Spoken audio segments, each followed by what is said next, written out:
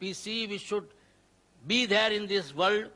They should try to contribute. They should try to carry my message and take it further. So they wanted, the nature probably wanted this species to survive under all circumstances.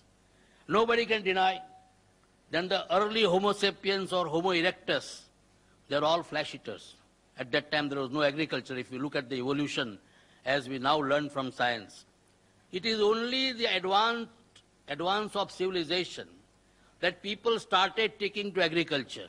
When they started taking to agriculture and started growing corns, some of them became vegetarian, some of them remained non-vegetarian, some of them became the mixture of both. They also took vegetarian as well as non-vegetarian. And most of the non-vegetarian people today also eat vegetarian food as a part of their diet. I believe that in this aspect, when you are talking whether it is permitted or prohibited, we are talking about permission or prohibition by the religion. In this one aspect, Dr. Nayak, I would probably like to differ from you. I believe that it is not the function of religion to tell us what we should eat and what we should not eat.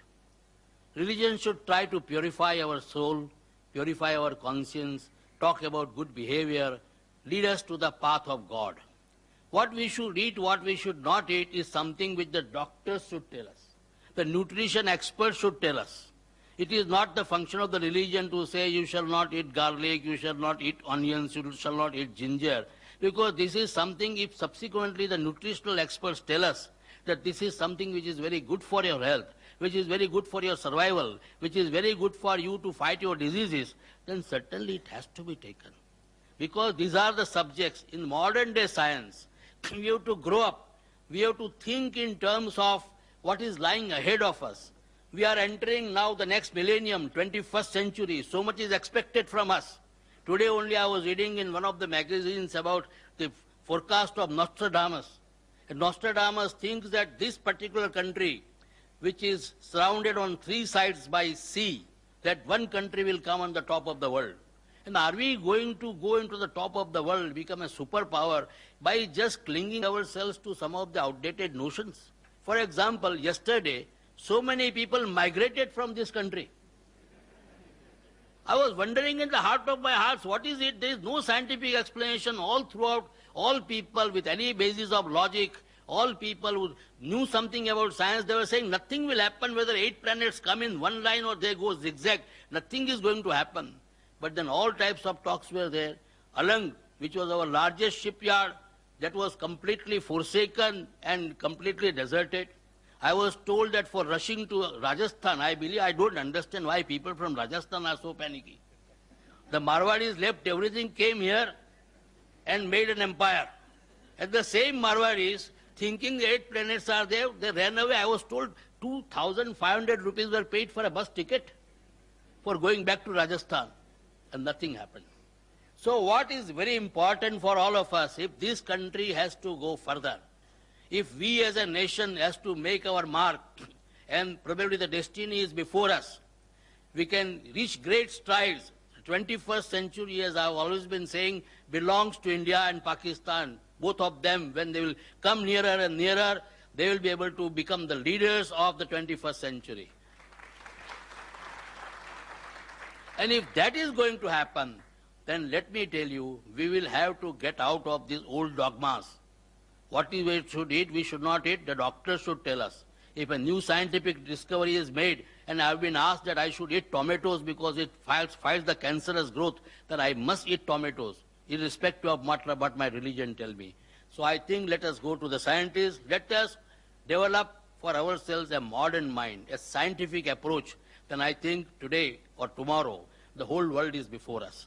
I don't want to comment on the trespass on the domain of the speakers.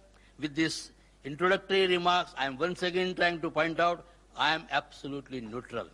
And I would like to hear the views of the learned people who have made research on the subject. Thank you very much. Thank you, Mr. Trivedi. Now we have brief introductions of each of the speakers before we get into the mode of formal dialogue program. We have Mr. Chamanbhai Vora, Senior Vice President of the Indian Vegetarian Congress, to introduce Mr. Rashmi Bhai Zaveri.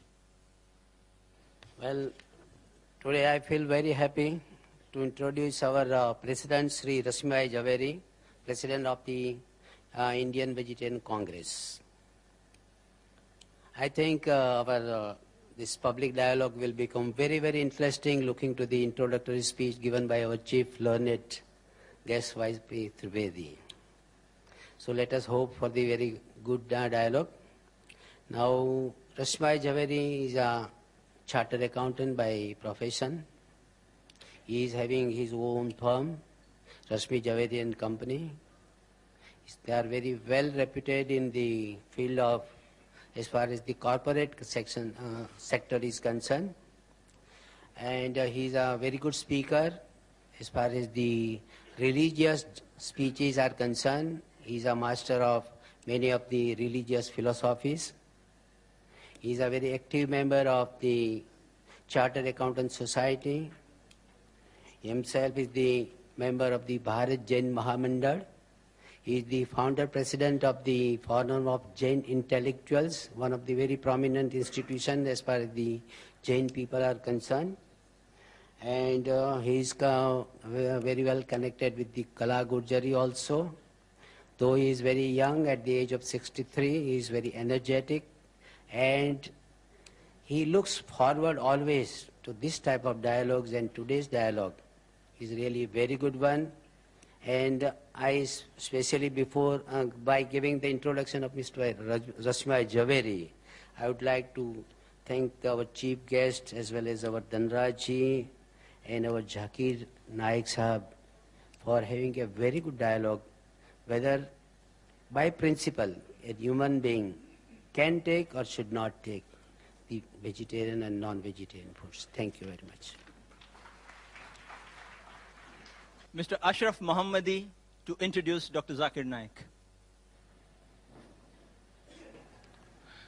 Dr. Zakir Abdul Karim Naik, 33 years, is the president of the Islamic Research Foundation, Mumbai. Though a medical doctor by professional training, he is renowned as a dynamic international orator on Islam and comparative religion. Dr. Zakir removes misconceptions about Islam on the basis of Quran, Hadith, and religious scriptures of various other religions. He also uses reason, logic, and modern scientific facts to remove the misconceptions about Islam. He is popular for his critical analysis and convincing answers to challenging questions posed by audiences after his public talks. In the last 3 years itself, he has delivered more than 300 public talks worldwide. Dr. Zakir also appears on various international TV and satellite TV channels throughout the world. He has also participated in various symposia and such dialogues with prominent personalities of various faiths.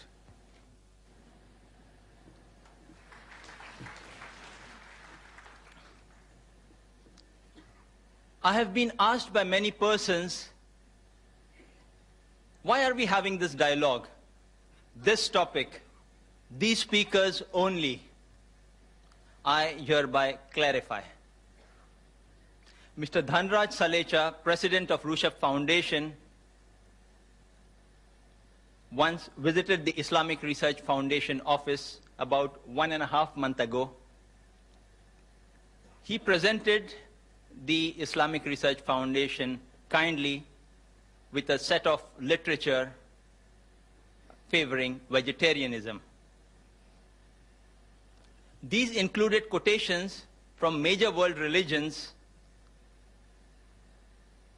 which included quotations also from the Quran and sayings of Prophet Muhammad, peace be upon him, which according to him indicate that non-vegetarian food is prohibited for human beings. After some discussions, Mr. Salecha proposed that a public dialogue be held at Patkar Hall between Mr. Rashmi Bhai Zaveri President of the Indian Vegetarian Congress, and Dr. Zakir Naik, President of Islamic Research Foundation, on the topic, is non-vegetarian food permitted or prohibited for a human being? This would, in turn, enable the audience at large to know the different viewpoints of both the speakers and form their own judgment. Both the speakers agreed to the same. Just about 5 days back, that is this Tuesday,